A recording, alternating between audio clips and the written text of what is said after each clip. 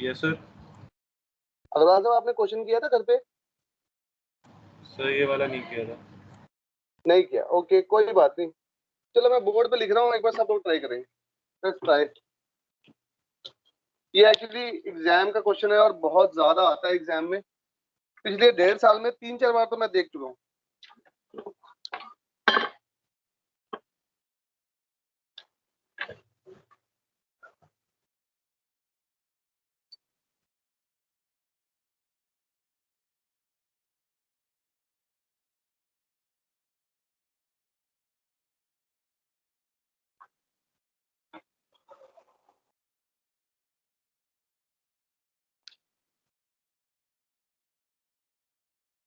Calculate the duration of twilight.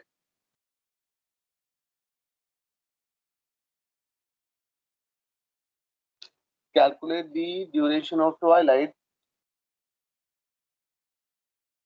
for the observer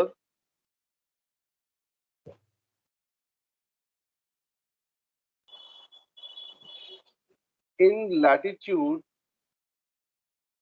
35° north on the day of spring equinox.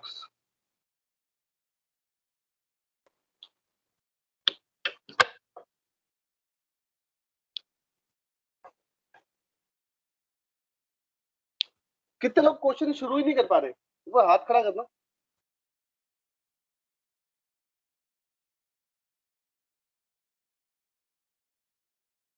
सब लोग कर पा रहे हैं? अच्छा, ऐसा मुझे तुम्हारी शक्लों से लगता होगा नहीं वैसे। करो करो। हाँ 2-4 लोग हैं शुरू नहीं कर पा रहे। ओके कोई बात नहीं, देखो कोई बहुत बड़ा इशू नहीं है।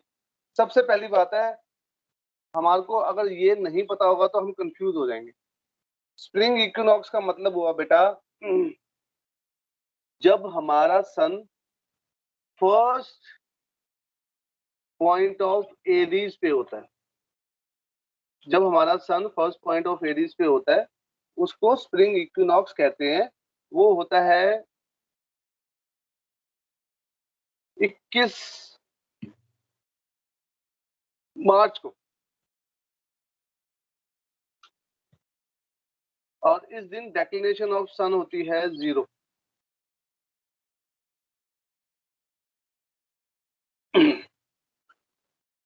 सो इस क्वेश्चन में हमारे को एक तो लैटिट्यूड दिया हुआ है 35° नॉर्थ का, और हमारे को डेक्लिनेशन दी हुई है ऑफ द बॉडी, यानी सन की बात कर रहे हैं 0°, है ना। सो सबसे पहला काम is to make the rational horizon diagram using these two information. तो क्या करेंगे, एक गोला बनाएंगे, इधर बना देता हूं। एक गोला बनाएंगे, उसको 4 हिस्सों में डिवाइड कर देंगे। यहाँ पर लिख देंगे जेनिथ और यहाँ पे लिख देंगे RH। RH मतलब रैशनल होराइजन। अब क्योंकि लैटिट्यूड 35° नॉर्थ है तो equinox will move to the south. North pole will be the elevated pole and this will be the depressed pole. अब क्योंकि डेक्लिनेशन ऑफ सन इज 0, इसका मतलब ये हुआ हमारी जो बॉडी है वो ऐसे ऐसे ऐसे ऐसे अलोंग दी इक्विनॉक्शियल मूव करेगी, है ना। इसका मतलब ये पूरा नहीं बनाया मैंने, जानबूझ के नहीं बनाया, अभी बना दो पूरा, क्योंकि हम ट्वाइलाइट की बात कर रहे हैं तो हमें पीछे वाली बात भी करनी पड़ेगी। तो कुछ ऐसे हमारी बॉडी चलेगी, है ना। रेड पोर्शन मतलब ट्वाइलाइट पोर्शन इसका बनेगा और ब्लैक पोर्शन मतलब नाइट टाइम वाला पोर्शन इसका बनेगा। अब हम क्या करेंगे हम दो ट्रायंगल आइडेंटिफाई करेंगे। कौन से 2 ट्रायंगल? एक ये ब्लू वाला ट्रायंगल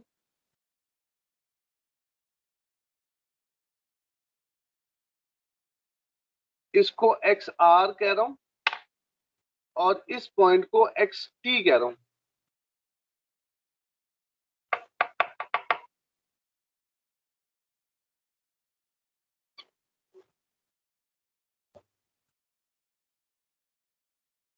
और एक ये रेड वाला ट्रायंगल है ना, रेड वाला ट्रायंगल मतलब यहां बना देता हूं।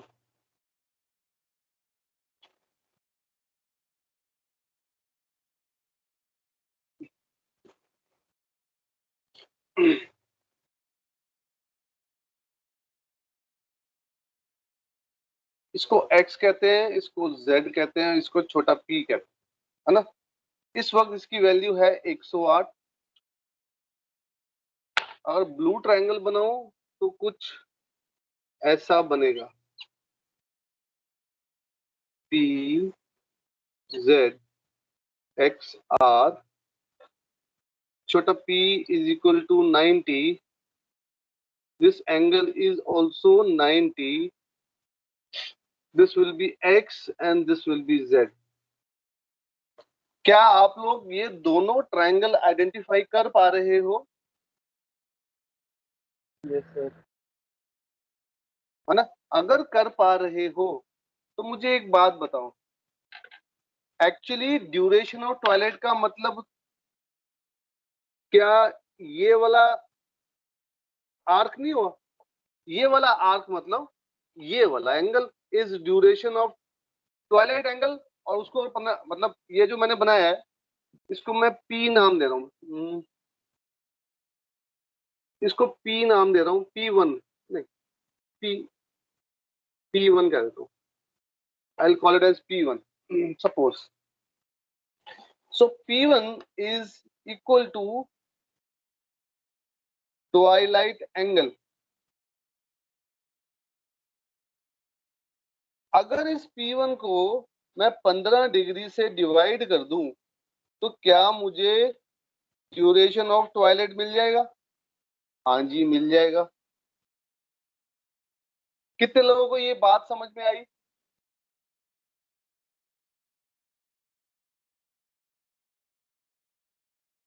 आ गई। आ गई। तो बस अब क्या करना है, अब एक ये वाला एंगल निकालने की कोशिश करो, इसको नाम दे दो पी का, क्योंकि तो बड़ा एंगल है इसलिए पी नाम दिया इसको मैंने। और ये वाला एंगल निकालने की कोशिश करो, इसको नाम दे दो P2 का। So can I say P1 is equal to P minus P2। तो पहले P निकालो और फिर P2 निकालो और इसको उठा के यहां डाल दो, हो गया क्वेश्चन खत्म। मैंने काफी सारा हिंट दे दिया है, मैं चाहता हूं आप लोग करें, 5-10 मिनट लगाए अपने आप, मैं तो करा ही दूंगा।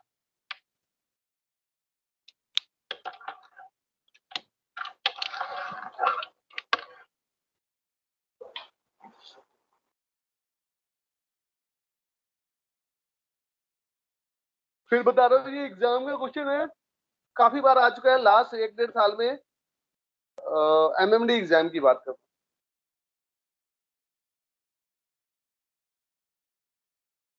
अच्छा कोई बच्चा है जिसको कुछ समझ नहीं आया मैंने ये क्या बनाया है? Please tell me and please don't hesitate. मुझे कोई बुरा नहीं लगेगा, I will be happy at least कि मैं आपकी प्रॉब्लम को समझ के एड्रेस कर पाऊं।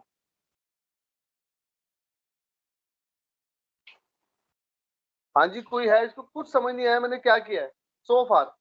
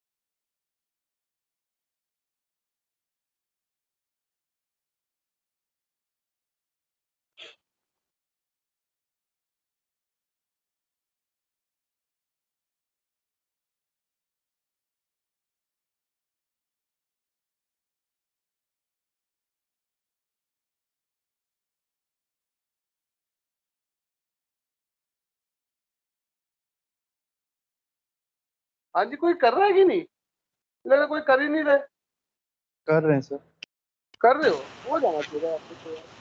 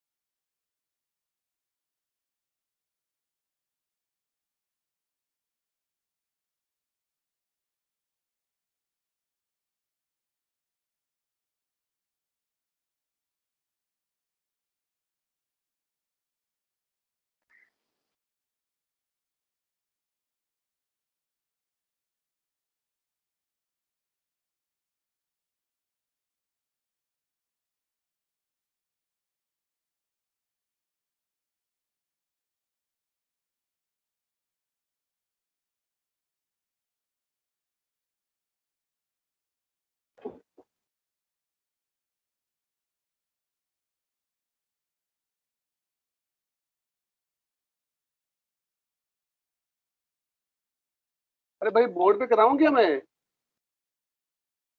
1 hour 28 minutes 39 seconds are. एक बार दोबारा बोल बेटा। 1 hour 28 minutes 39 seconds. Absolutely correct, sir absolutely एक बार करेक्ट। बता दीजिए प्लीज। हाँ जी, sure sure sure, no problem. थोड़ा बहुत आइडिया समझ में आया या वो भी नहीं आया, शुरू से बताऊं? आगे सर समझ में तो। ठीक है, चल तो मतलब खाली बस वो जो एंगल जो कैलकुलेशन है वो बता दूं ना, है ना? सबके लिए सही है या कोई है बंदा जो वन कि मैं दोबारा समझाऊं?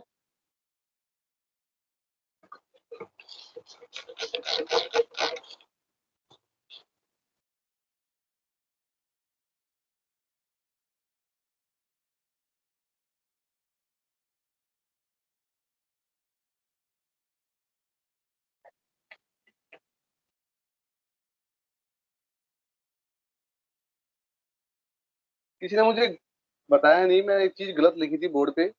Spring equinox is not on 21st March, it is on 21st सितंबर। अभी स्प्रिंग इक्विनॉक्स हमारा आने वाला है। खैर कोई बात नहीं। सो पहले मैं रेड ट्रायंगल सॉल्व कर रहा हूं, ये वाला ट्रायंगल सॉल्व कर रहा हूं। तो बताएगा मुझे एक्स की वैल्यू कितनी होगी अगर 35 डिग्री का हमारा ऑब्जर्वर है, तो क्या इसकी वैल्यू 55 नहीं होगी? और अगर हमारा यस सर। क्या कहते हैं डेक्लेशन 0 है, तो z की वैल्यू 90 नहीं होगी? हाँ जी, हाँ या ना? सो इस क्वेश्चन, इस ट्रायंगल को सॉल्व करने के दो मेथड है। या तो हम नेपियर लगा लें या हम इसको कोसाइन रूल से भी कर सकते हैं। कैसे? ऐसे cos p is equal to cos छोटा p minus cos x cos z divide by sin x sin z। cos p is equal to cos 108 minus cos 55 into cos 90 divide by sin 55 into sin 90। देखो ध्यान से, इतनी बात समझ में आई? क्या किया मैंने? मैं रेड वाला ट्रायंगल सॉल्व कर रहा हूं।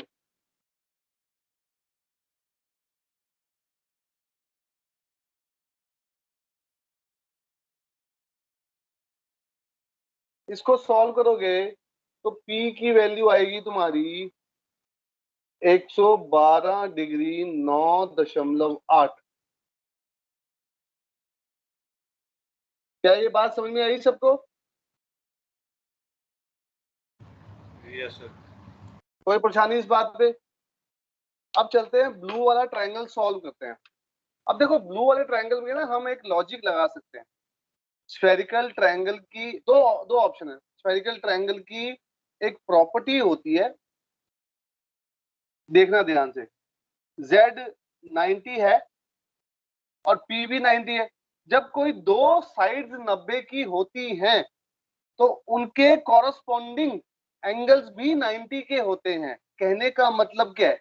इसके अंदर P2 की डायरेक्ट वैल्यू आ रही है 90 डिग्री की। अगर आप नेपियर लगा के करोगे तो भी यही वैल्यू मिलेगी आपको फाइनली।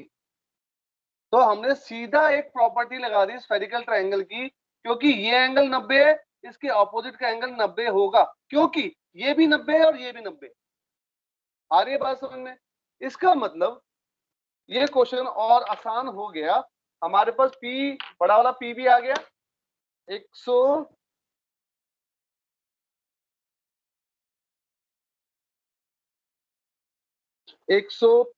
अब P1 की वैल्यू निकाल लेते हैं। 112 डिग्री 9.8 माइनस P2 की वैल्यू कितनी थी? 90। तो कितना आ गया ये? 22 डिग्री 9.8। क्या ये बात समझ में आई सबको? एक रेड ट्रायंगल सॉल्व किया हमने, ब्लू ट्रायंगल सॉल्व किया, और इस कॉन्सेप्ट से कि ट्वाइलाइट एंगल निकाला P1। P1 इज ये वाला एंगल माइनस ब्लू वाला एंगल, P माइनस P2। एक की वैल्यू थी 112.9.8, एक की वैल्यू 90 थी, तो हमारे को ट्वाइलाइट एंगल मिल गया 22 डिग्री 9.8 का। इसको 15 डिग्री से डिवाइड करोगे जब, यानी कि दिस इज P1। कहाँ लिखूं? अगर P1 बाय 15 डिग्री करूं तो ये होता है 22 डिग्री 9.8 डिवाइड बाय 15 डिग्री। तो ड्यूरेशन की वैल्यू आएगी 1 घंटा 28 मिनट 39 सेकेंड।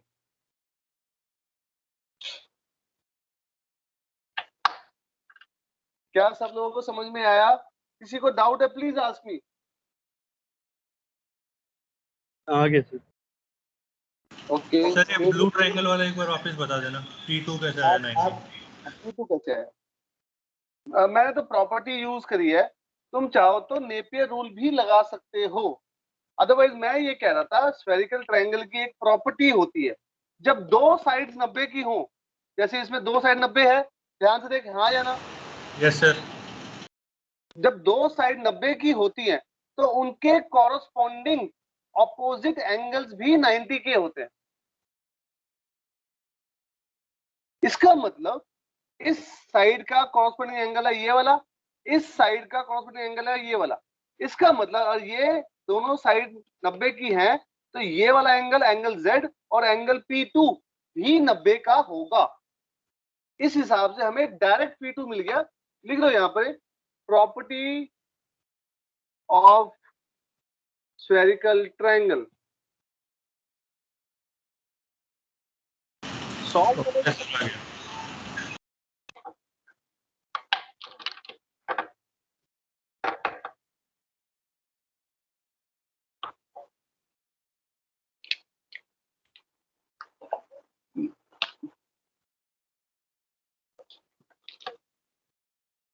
एक क्वेश्चन और दूं? Yes sir. Yes sir. एक क्वेश्चन और दे देता हूँ तुम्हारे को, थोड़ी तुम्हारी कंफर्मेशन हो जाएगी। एक सेकंड रुकना जरा।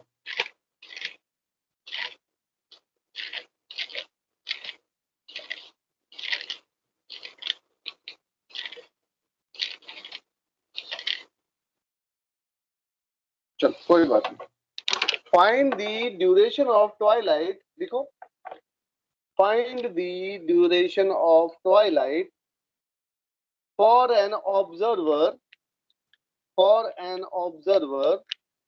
इन लैटिट्यूड 50 वाला 50 डिग्री नॉर्थ। एक बार रिपीट कर।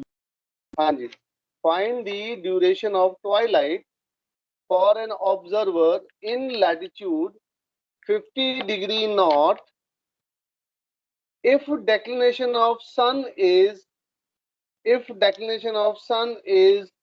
21 degree north.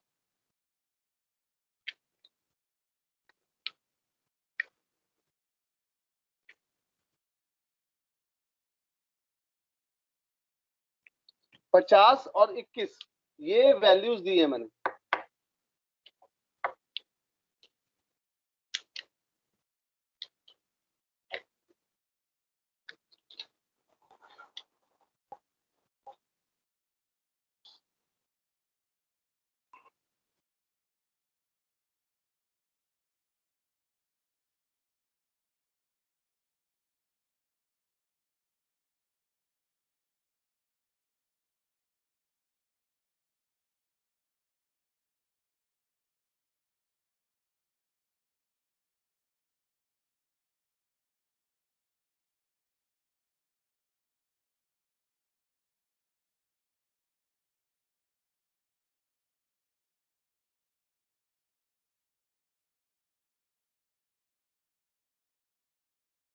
अगर चाहो तो इसको वो साइन रूल से भी सॉल्व कर सकते हैं। cos p2 is equal to cos p minus cos x cos z sin x sin z, है ना। cos p 90 है तो ये हो गया 0 माइनस 0 डिवाइड बाय x कितना था, साइन 50, जो भी वैल्यू साइन 55, है ना। तो इसकी वैल्यू क्या हुई, ये पूरा वैल्यू 0 हो गया, तो P2 की वैल्यू क्या आ गई 90, सीधे ही आ गई, वैसे भी आ गई। अगर किसी को परेशानी आ रही है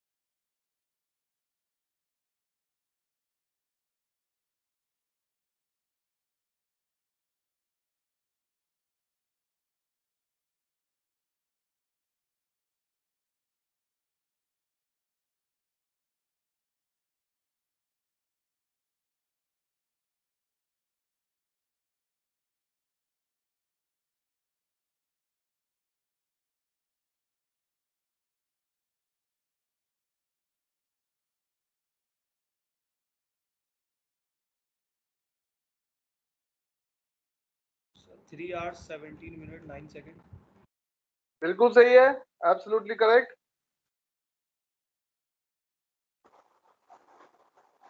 वेरी गुड।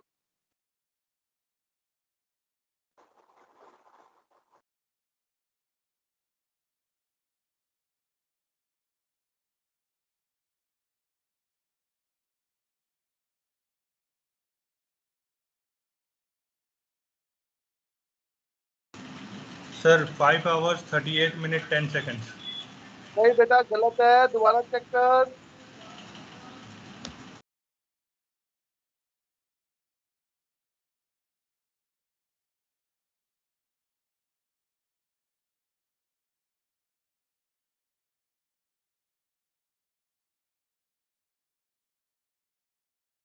ये क्वेश्चन तो बल्कि आसान है। जो पहला क्वेश्चन था वो थोड़ा सा डिफिकल्ट था, but this question is easier than the first one.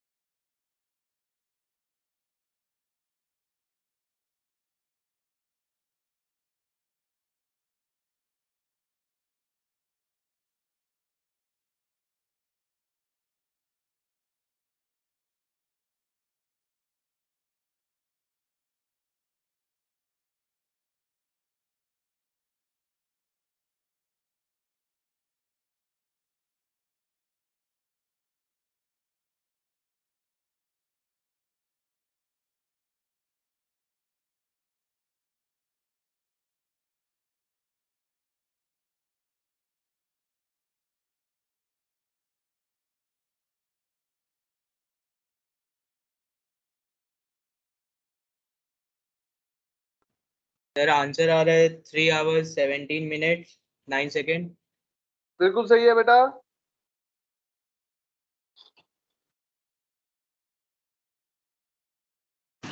Yes sir, 3 hours 17 minutes 9 seconds.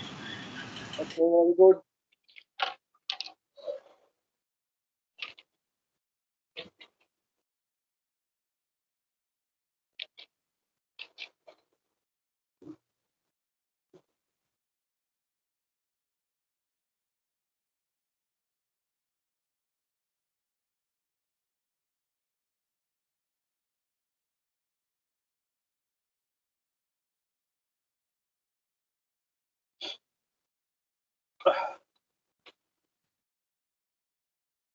हाँ जी, सबका हो गया।